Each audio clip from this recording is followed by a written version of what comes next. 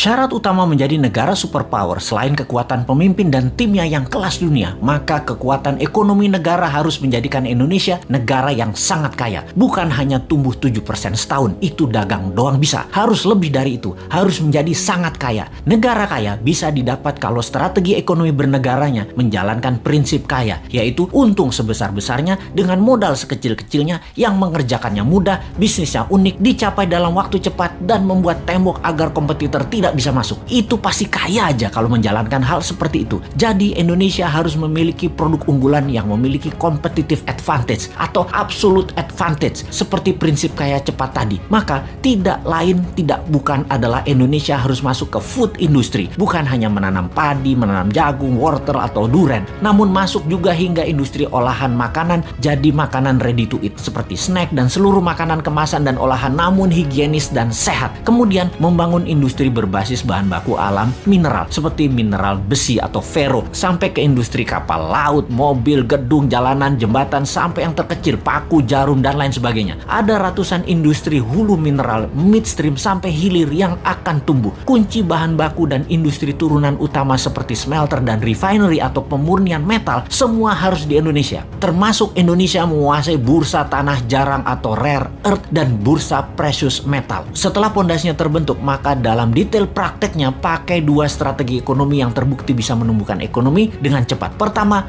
bottom up, dari bawah ke atas, di mana kita akan membuat UKM scale up dari 20 juta pengusaha kelas kecil saat ini, 50%-nya dalam waktu 10 tahun menjadi pengusaha kelas menengah, dan 50% kelas menengah tadi menjadi kelas besar dengan pinjaman 0% menggunakan printing money. Yang diutamakan adalah industri serta manufaktur. Yang kedua adalah trickle down, dari atas ke bawah, di mana kita akan membuat 1000 konglomerat baru. Program ini bernama Bossman Boys. Setiap provinsi akan diseleksi mereka yang nasionalis, sudah memiliki pengalaman bisnis minimum 10 tahun, sudah memiliki organisasi dan tim manajemen yang tangguh. Mereka rata-rata akan diberikan standby loan 5 triliun rupiah tanpa bunga yang harus dikembalikan dalam 7 tahun utuh. Seleksinya nasional berdasarkan prestasi, meritokrasi sistem. Yang terpenting karakternya adalah NKRI garis lurus, visioner, agresif, dan terukur. Oligarki mules nih kalau program ini dijalankan. Makanya jangan pilih Mardigu jadi presiden.